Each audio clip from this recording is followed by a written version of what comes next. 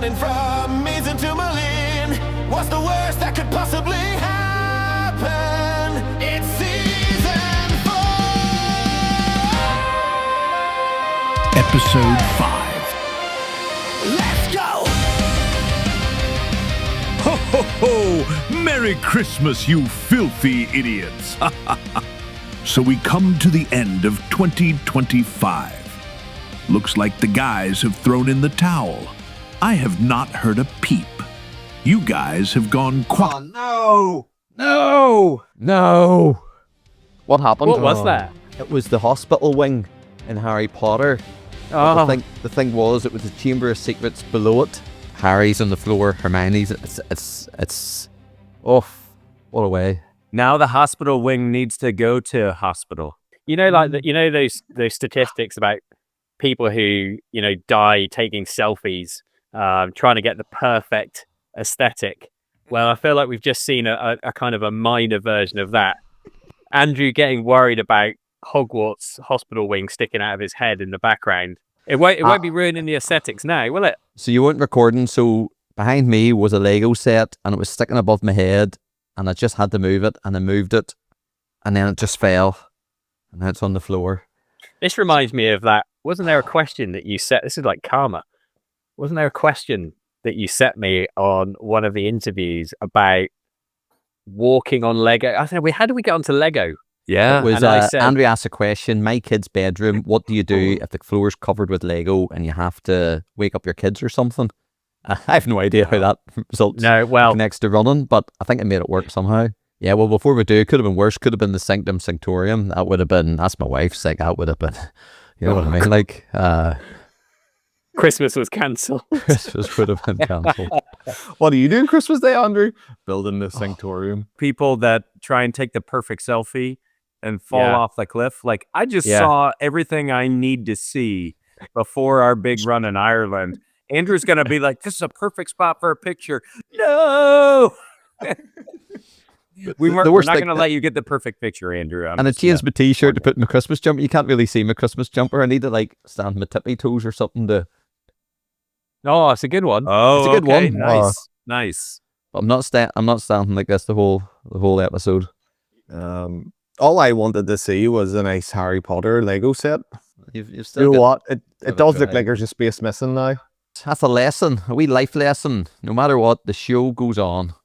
Season 4, episode 5. We previously chatted about our episodes should have themes. And we haven't been here for a while, and what have we been doing? We've got a lot to catch up on. But Matt, lead us in with what is this episode all about? This is all about training. What we've been doing, what we are doing, what we will be doing. All about the training. Okay, and Andrew, shall we start with you, or have you got enough airtime already? I've got enough airtime. Let's move on to someone else. I need to decompress for a few minutes, Colin. Right. And so, Matt, why don't we start with you? So I have been working, I call it pre-therapy, working with a sports physical therapist to strengthen all of my weak areas. It's still a work in progress. I will say that. I don't feel I am exactly where I need to be. I have a lot of issues typically with hip flexors and just overall stability. I've been doing an exercise regimen that we refine about every 2 weeks or so. We look at kind of how I'm progressing, and then we either add things, remove things. And I just went into my physical therapist last Friday, and we re-updated. Is that a word? It's an idiot's show, right? Well, we'll just say re-updated. It's already implied in the word updated. But anyway, we updated my scores for strength on a variety of tests. So he's having me like sit down and then lift my legs while he pushes against, and he's got this measuring device to check like how many pounds of force. I'm laying on my side and doing like clamshells, and we're measuring the strength there. And in almost every area, I had seen about a 20% or more increase in strength. One area I had maintained basically, but then one of the tests he gave me, he told me, Matt, in my 20 plus years of doing this, no one has ever scored this high on this test. So I'm going to call that a win. He says that to everyone. That's right. That's right. He knew, Christmas is around the corner. He wanted to make my day. Yeah, so while things are progressing well, I'm still very much focused on having a strong foundation, because to me, that's going to be critical for injury prevention. We've been focused on my form also. So running with proper form is also going to help with injury prevention. And overall, instead of like focusing on using an imbalanced amount of my muscles, I'm spreading the work out more evenly, which is going to be really critical for what we're doing also, to make it, more possible to do all these miles day after day after day. You're going to make me sound like an idiot. Do you want to hear my training? You don't need my help, Colin. Yeah, you don't. So I've literally just been running, doing no strength training, but I signed up to a Newcastle Way marathon, got a medal, 26-minute PB, although it was a bit messy. It was a bit messy because I got my stomach was annoying me, and I thought I'd settle that with a can of Red Bull. Stop shaking your head. Nick, what's your jump in here? I would say, how many times have you tested that in training, Colin? Do you know what? I brought the Red Bull with me because I just fancied it. He's skirting the question. He's like a politician. Yeah.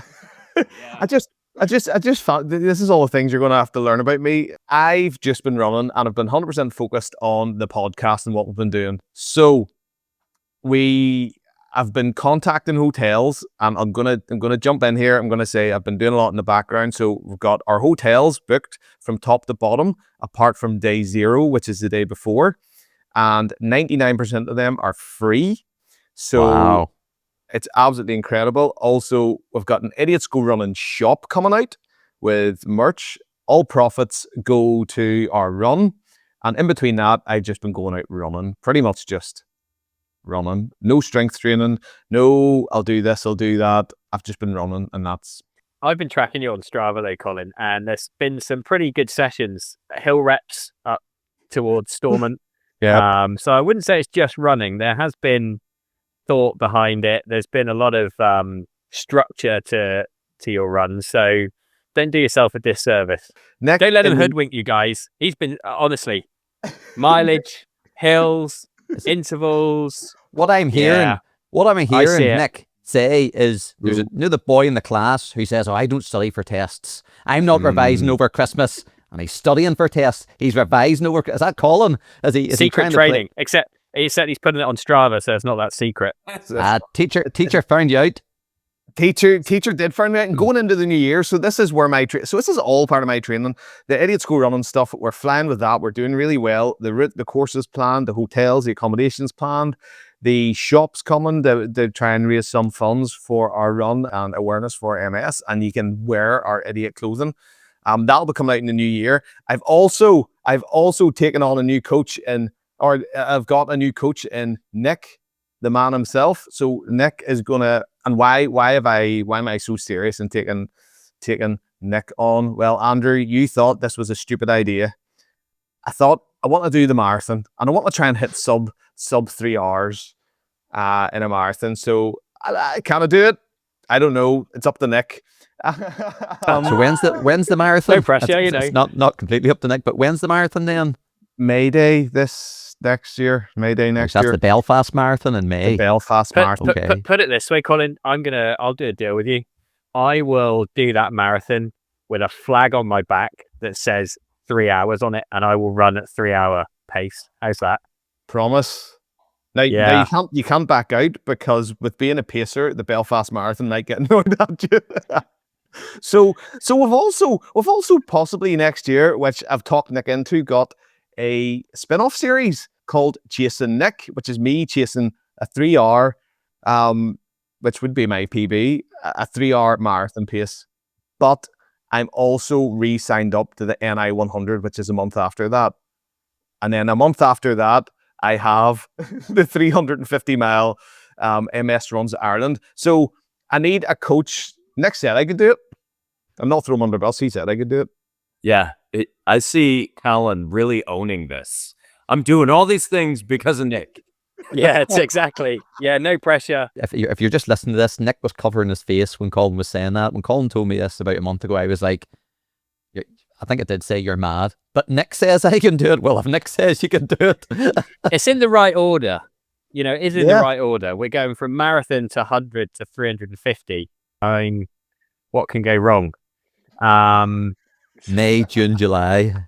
So we should just clarify as well that I am the official pacer for the 3-hour group Belfast Marathon alongside a chap called Noel McNally. He's another absolutely class marathoner. So the pair of us will be pacing that 3-hour group. So anybody who is chasing 3, if you sit on our tails, hopefully we will get you through it. But the problem is, Colin, is that if you slow down, I can't.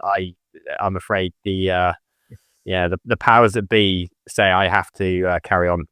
And do you know what? I could actually, if I get trained, if I get honed, my skills honed, I've got unlocked potential, Nick. I could beat you in a marathon distance. And do you know what? Well, you could.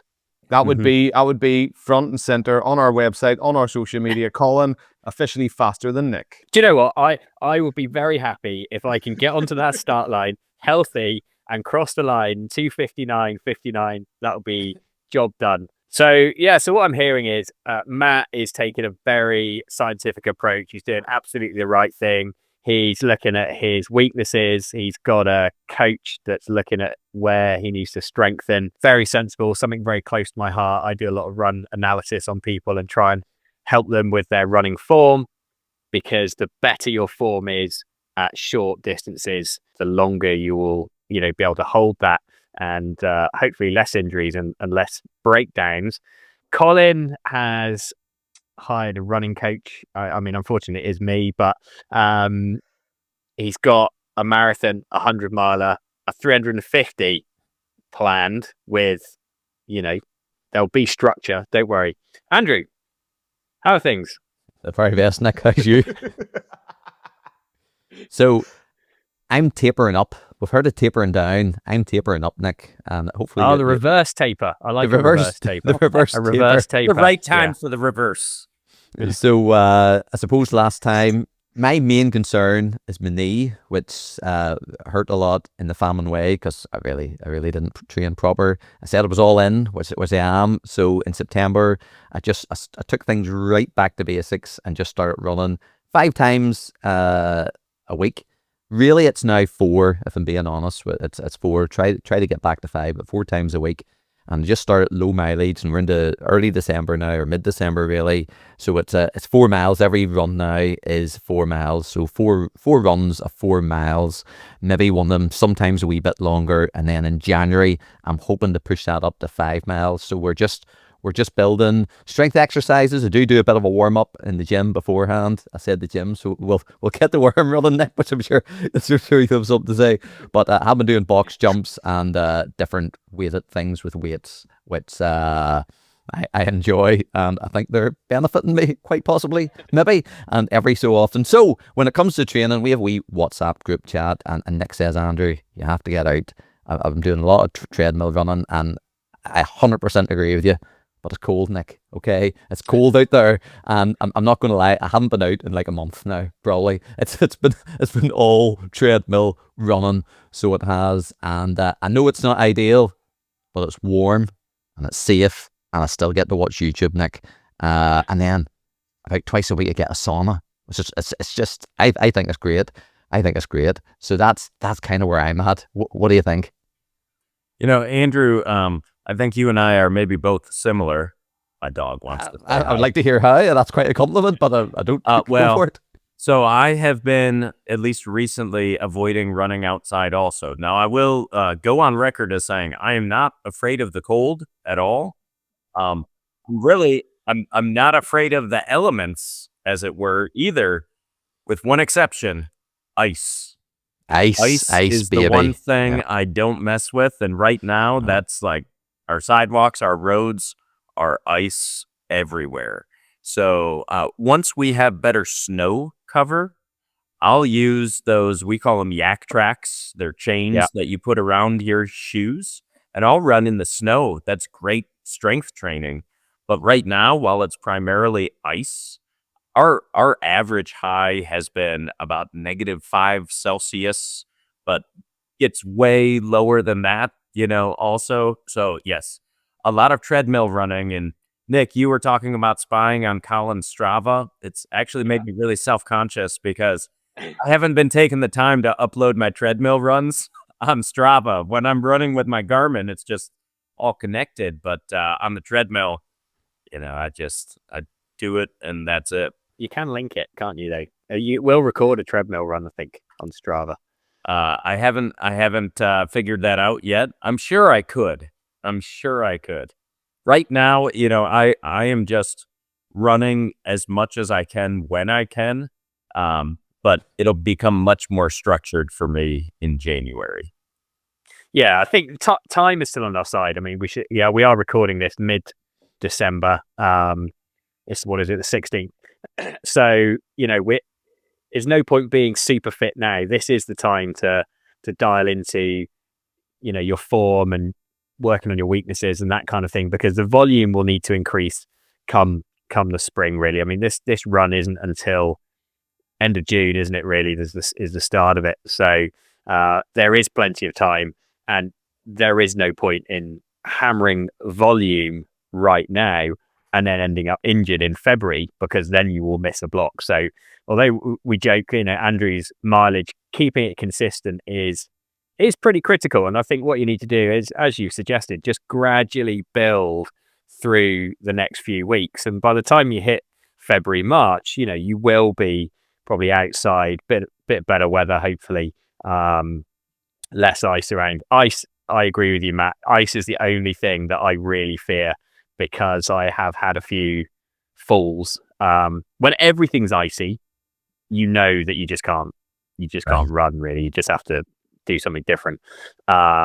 It's that tipping point between, just starting to ice up, and there's patches that are icy and patches that are good. That's what's caught me out. I've had a few pretty hard falls, turning corners on ice, just lost my standing foot. So that would be the worst case scenario, is having some kind of injury now due to falling, and that would set your training back. So I think you're doing absolutely the right thing. And yeah, Andrew, I think outside is ideal, but doing some sort of mileage consistently is definitely beneficial. Andrew, I have to tell you, I took part in some of your warm weather running, though, about 2 weeks ago. I went to your favorite warm weather spot and did some really nice running while I was in Barcelona. Brilliant. And it's a great place to run, Spain, isn't it? It's warm. You can wear your shorts. You can wear your t-shirt. There's no cold. There's no ice. It's fantastic. It was beautiful. And I actually intentionally did it as a test for somewhat trying to mimic what would be happening when I fly to Ireland. And it was exactly the same. There's no difference between Ireland and Spain. Yeah, it's very similar. Well, so big difference is I will have one night of sleep before beginning to run. When I flew to Spain, not only did I really not sleep on the plane, but then a few hours after getting to my hotel, I began running. I did a 16-mile run on almost zero fuel. I brought nothing other than water with me. So again, just a brilliant move. We're all doing idiot things, right? Actually, Andrew really hasn't, outside of the Lego snafu. But we're all sharing our idiotic things. But this, for me, it was a great test of, okay, if things are terrible, if I'm not getting sleep, I am 6 hours in a different time zone, and I haven't fueled, how is my body going to do with easy running? So I was averaging, I think, around 11-minute miles. And for the most part, felt great. I think it was around mile 13 that I had to stop inside of a store and grab some Powerade and banana. But still, not bad, all in all. But did you see all the sights? Because I seen your route that you had done, and I thought he's gone through the Gothic Quarter and Sagrada Familia. It's brilliant, and down the Ramblas, like that must have been brilliant runs. Like, so did you take into account the stops for the selfies in front of everything? Not that many selfies, but a lot of pictures. I did a handful of selfies, but yeah, my 2 days of running there, I did a total of 25 miles, and you can imagine that's seeing quite a lot of Barcelona. So it was amazing, and It's a some nice great climb road work. as well. What's the, I forget, the Park Güell, is it? Is that what it's called? Yeah, where the cable car goes up to it. Yeah, I ran to the top of that. I don't know if it's technically a mountain or a hill, but I think it was about 600 some meters. So, I mean, it was a decent climb, and there's a castle at the top. So, yeah, that was really good. In cycling terms, they do a lot of the tours that, around Spain, and bike races will use that climb. So it's it's a pretty famous ramp, and just adds to the whole. Barcelona has got pretty much everything in terms of road running anyway, I would say. Speaking of road running, Nick, you came up with a great tip, as of course you would, on our WhatsApp group about trainers and shoes, because foolishly I run in trail shoes, even on treadmills, until you said not to. So I'll show you my shoes, but while I'm getting my shoes, or shoe, don't need to see both of them, tell us about your thoughts on that and what we should be wearing, because you said what we're wearing on the run, we should start wearing now. Yeah, so I think you need to be... Oh, he's gone. There he is. It's like, he's got the team shoe. So this is It is. the team. I don't know what. Well, I know the make, but I don't know the model or whatever you call It's it. the Team Goodman shoe, anyway. Let's put it that way. So I It got this is. for my birthday in November, and I've been running on these. So tell us about shoe wear, so to speak, Nick. Well, yeah, I mean, this is a road run. There's not going to be there's no trail involved in this, is there, as far as I know? And so trail shoes tend to be a bit stiffer and not as much cushioning, because you're using the trail to actually cushion you. I mean, there are exceptions to that, but for a road run, you do really want a road specific shoe. And the idea is to start using those now to get your feet and your legs conditioned to those shoes. You probably do want a couple of options. I mean, Matt threw into the ring that he's going to bring a lot of pairs of shoes, which I think is sensible. We can maybe talk about that, but I think you do need to start practicing now, because every pair of shoes uses your legs in a slightly different way depending on their stack height, how much foam there is, what the angle is between the heel and the toe.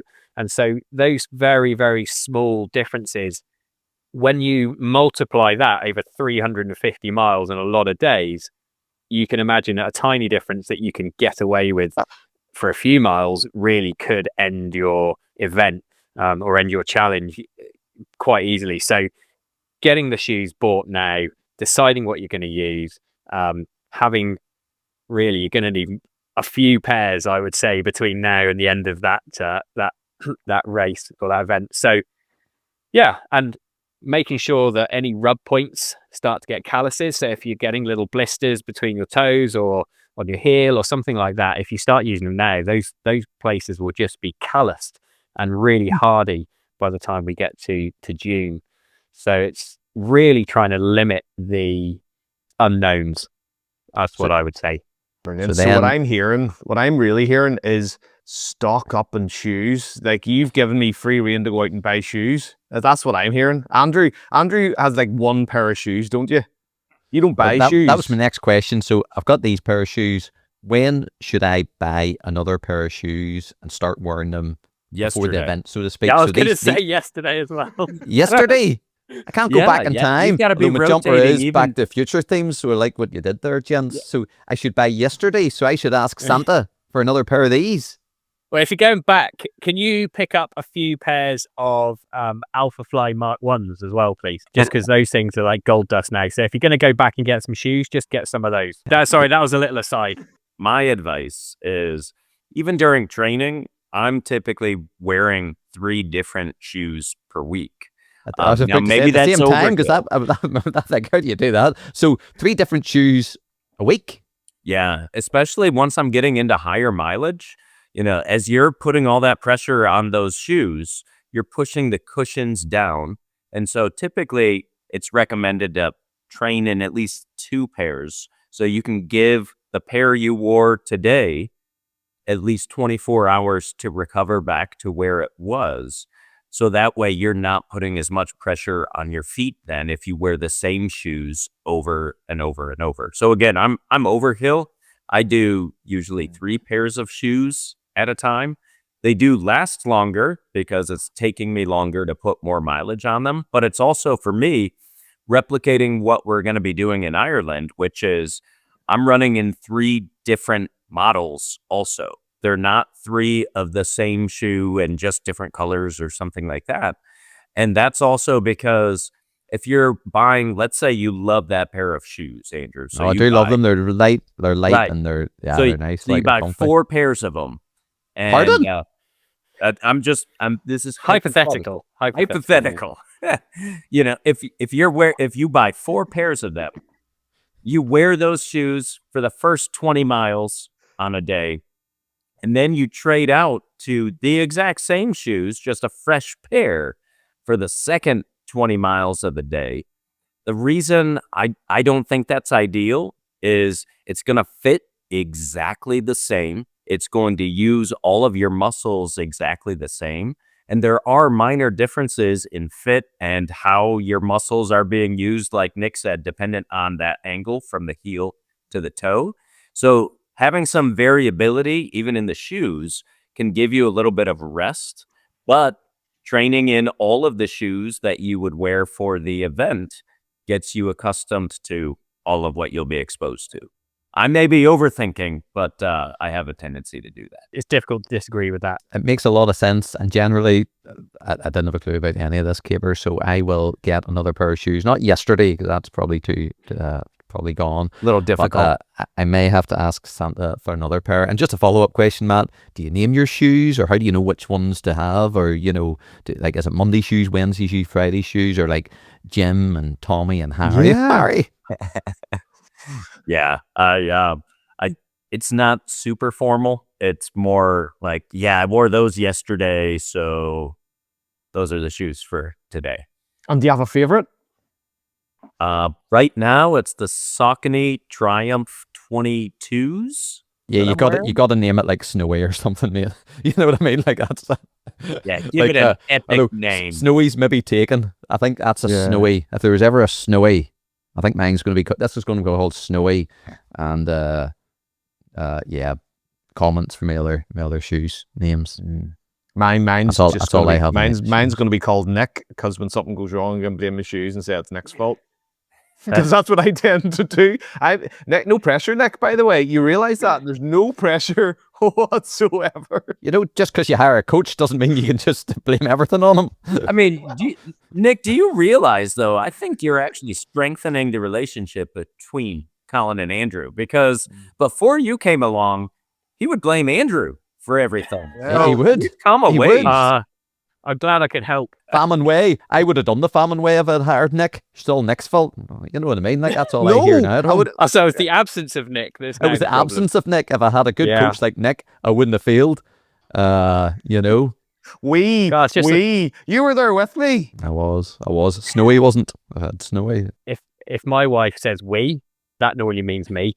So I feel like we have a long drive means I have a long drive, Yeah. or we're gonna do this, Daddy's gonna do that. And we Anyway. need to pay the bills. Yeah. Well, let's not get too political because we could get in trouble. Sometimes she might even listen to this. Who knows? But yeah. So I feel like I could be getting it from not only from that side but also this side. There's no escape. There's no escape. And getting back to the shoes. So Matt was saying about resting the shoes. Andrew, like, there's one thing resting yourself. How do you feel about having to look after yourself, getting your rest days and your shoes rest days? And will your shoes rest days and yours rest days tie in together? What if they don't? What if it's your shoes running day and your rest day? What do you do? That's deep, Colin. There's a lot of questions there, and I think I only took the first one on board. So, that's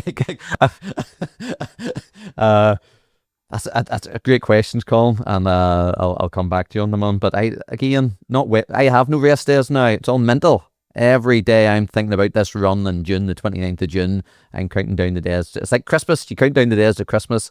I am literally, not days, but it's always in the back of the mind. So no days off. So these shoes, no days. I hope mentally they'll be thinking about this run in June too. So yep, I do need another pair, and they will be getting good rest. I take all this on board, and I don't know if that answers any of your questions, but yeah. So that's what you're doing now. What does January look like, Andrew, for you? Or Training-wise? February? Or yeah, just what's your plan? So we've talked about where our training's been. Now talk about where it's going.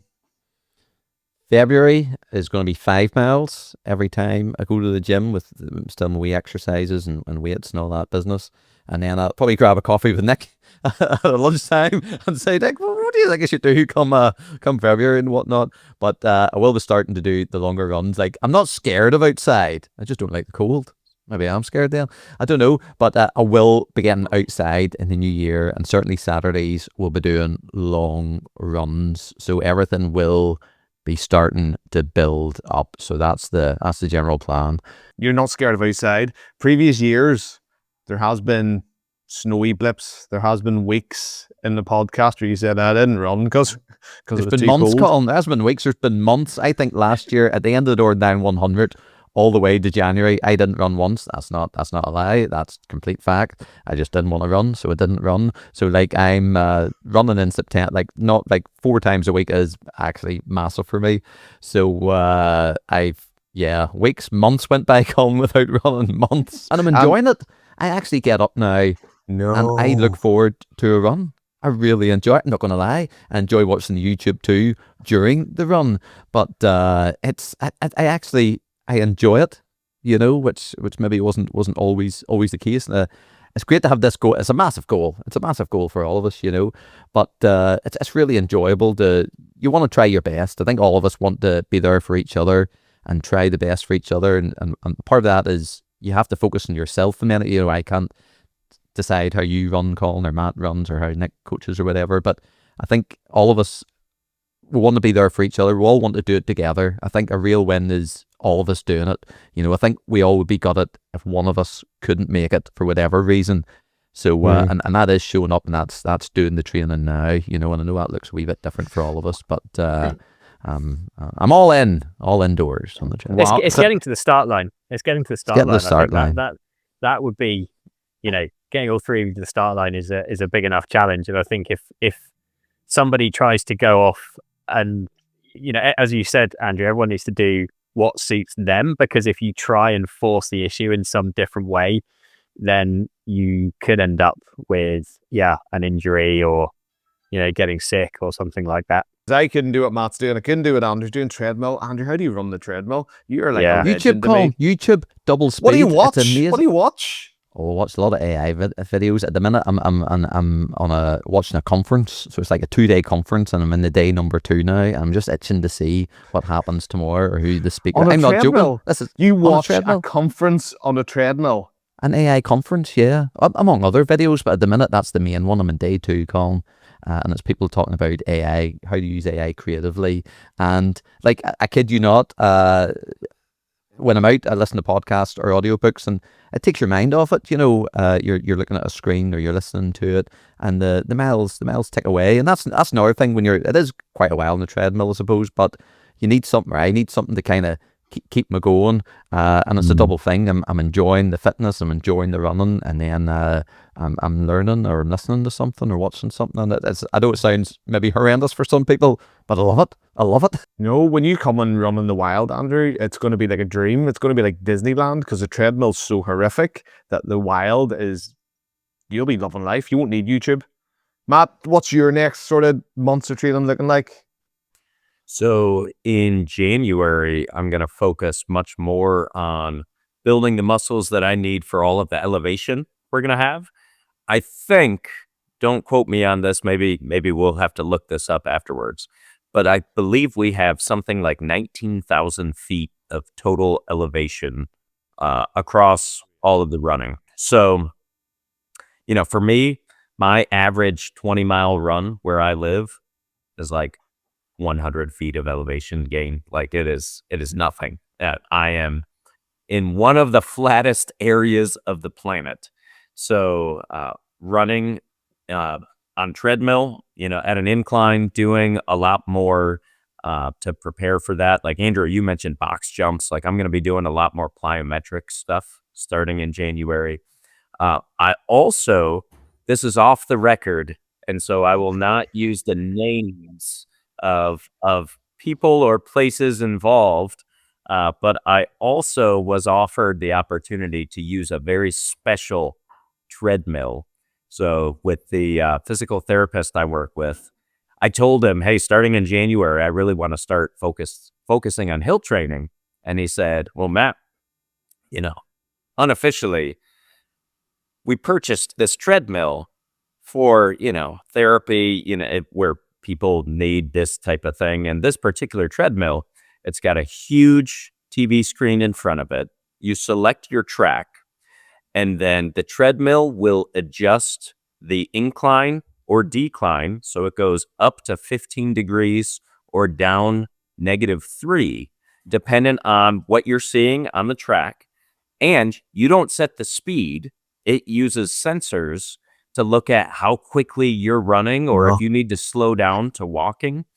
And so it's a very sophisticated treadmill. He said it's the closest thing to training, like in the real world, as opposed to like a normal treadmill where, all you're doing in theory is picking up your legs and the ground is moving beneath you. And in this case, like the ground is moving at the speed at which you're pushing it automatically. And so I can choose a path that is very similar to what we're doing in Ireland and begin training on that also. So that'll begin in January for me also. Absolutely amazing. Nick, you ever seen them treadmills? No, but I've heard of them, and I just think there can't be many things more terrifying than running downhill on a treadmill. That's why it only goes down to -3, because you can imagine you just fall off the front, wouldn't you? Yeah. So, a weird experience that'll be. Yeah. And Nick, what does my training look like in the new year? Yeah, Colin doesn't know. He's finding out for the first time. It's just new for me. I was waiting for that question. I was thinking, so Colin, what does your training look like? So for anyone who's listened to the show, I don't do training. I run like a kid. I go out. I don't know where I'm running. I don't know how far I'm running. Some weeks, as Nick said, that I would do hills, like quite incliney hills. And some weeks I just go for the odd wee thing here and there. Some weeks I try to run fast, and some weeks I don't. And some I just saunter about the place and get lost. Nick, what's in plan for me? Well, the 3-hour marathon is quite a big target, and you can't really escape some of the speed work that we're going to have to do to get you comfortable at running 6:45 to 6:52 per mile. So needless to say, some of the sessions are going to be faster than that. But I've still got half an eye on the fact that you are doing a 100-miler not long after that. So we are going to have to throw in some trail and hills into the long runs. So, I think there's scope within a marathon plan to really mix things up on the longer, easier days. There are going to be some very marathon specific sessions which will have to be done on the road on a relatively flat terrain. But some of the longer sessions we will have a bit more scope to build in some more NI 100 and M2M stuff. But I've got this kind of firm belief that if you're in 3-hour marathon shape in early May, really that is such a big foundation of mileage and base fitness that you should be able to carry that through. If we get the recovery right, the trick's going to be almost keeping you rested afterwards rather than trying to build fitness, so it is going to be a marathon-esque few months, but with some several nods to what is to come over the summer. I'm so excited. I actually can't wait because it's new for me. I've never done this before. It's something new. I might regret every decision every day when I'm going out. There might be days I'm going to hate, but it's part of the process, and it'll be interesting. It'll be fun. Yeah, It's hard, there's hard sessions there. That you Yeah. can't get away from the work. This is the thing. If you want to get faster, and be able to hold speed over distance, then there's some sessions you can't escape. I mean, I always start my marathon block thinking, how am I going to do that? I already know what's coming because I coach myself. But I often say, if some of your sessions, I mean, we're talking about trying to break marathon personal best here. We slightly shifted, but I always think if some of your sessions don't scare you, they're probably not hard enough. If you're always running within yourself, then you're not, you can certainly maintain fitness, and for ultra stuff, maybe that is, pretty key. But I think when you're, when you've got a specific goal around certain times, or even certain distances, somebody who's never done a 100-miler, for example, you're sending them out on a 30 to 40-mile training run or race, and that would scare many people. But it's pushing the boundaries, and trying to find the limits and experimenting and hopefully not breaking. I will chime in here and say that I give authority to 3 of us on this call.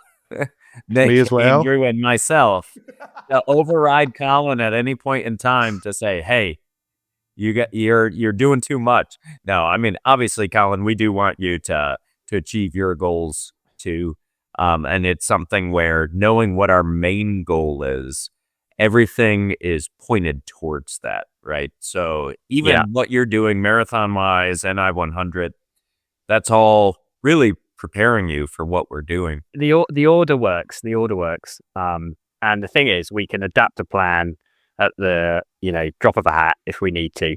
The main focus is on staying healthy for June, really. That is the focus. So that's why it's, the intention isn't going to be to go absolutely all in on trying to break records and stuff like that. We have to be consistent, because nothing will slow you down more than having to take a break due to injury. So it is really just gradual progression.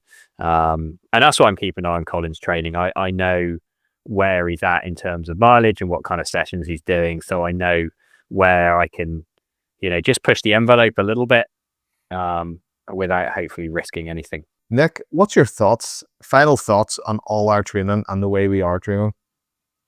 I think everything at the minute sounds very sensible. Andrew is building the habit. He's keeping it consistent. He's keeping it fun for him. He's doing something enjoyable. That is the key, because if you get bored now, it's going to be pretty tough come, I don't know, March, April, May. It's really just gradual progression. Absolutely right. Matt, he's aware that he had some issues on the previous multi-day that he did. He's looked at that, worked out that he has some weaknesses. He is trying to fix that as best as he can now. Completely the right thing to do. And Colin, well, I would have to say you've made a good decision in hiring somebody to try and control you. I think is probably the actual take home, is that I'm going to have to try and slow you down and in the right way, and speed you up in other ways, but try and keep a structure that actually is going to keep you healthy and running for enough months. Because I fear that, I don't know, left to your own devices, who knows, you could implode. So there we are. That would be my worry, and that's why this year, with them 3 races, with them 3 events, I have to take a different approach. And to be honest, like, I might not be able to do them all. Things might happen. Things might crop up. And you know what? We'll have to just take that and take it as it comes. But that's just part of the process. See how far you can push yourself before you break yourself. This is my new friend. Oh, wow. So What's the name again? Enid. Like Enid Blyton. Enid. Nick, I have a new friend too, and my new friend was at your place of work this morning. Oh, really? So we have a dog now. Go and get your dog, Andrew. It's a dog show. Go and get your dog. I'll be right back. This is like a pet-friendly episode. Oh, look. So this is Penny. This is Penny. This is Matt. This is Nick, and that's Colin. Is Penny a cockapoo or a cabochon or something? Well, I can't. It is Westy Poo. I was going to make a terrible joke about me producing some of those sometimes, but you know. I've never had a dog or any pet really, so this is a whole new experience. So Saturday, so 3 days old. Well, not 3 days old. 3 days in our house, 9 weeks old. So there we go. So it's like an animal show now. I honestly never in my whole life thought I would see this on our podcast. If you know Andrew. I never expected this either, Colin. There's two things in life I never thought would happen. Me run a marathon and me having a dog. And here I am. Here I am. So much growth in such a short period of time. It's I'm not even joking. Those two things were like the most not on my bingo card for life, never mind this year or any year. So there we go. I suppose we should also say just Merry Christmas to you three gents and everyone listening. If you've been listening to us this year, we really appreciate it, and we hope you have a great Christmas with your family and your pets. And there's more to come, and Idiots Go Running in 2026. So we'll hope to see you then. What a way to wrap it up, Andrew. You never feel to disappoint, do you? What do you mean? Just wishing everyone a Merry Christmas, Colin. Happy New With Year. your dog. Nothing wrong with that. Now I have to go because I've got Lego to pick up and then rebuild before my wife comes. My name's Andrew. My name's Colin. My name's Matt. And my name's Nick. And my name's Penny. Woof. And we'll see you next time. Penny's voice is broken already. On Idiots Go Running. The boys have found a cheat code. The Nick Weston cheat code. I'm impressed. They may just pull this off. Matt with his cover every base attitude. Andrew with his trusty reverse tapering treadmill. And Mr. I will do every event I see, Colin. These guys are kind of growing on me. Thanks to you all out there for listening this year. We wish you and your families all a very Merry Christmas and a Happy New Year.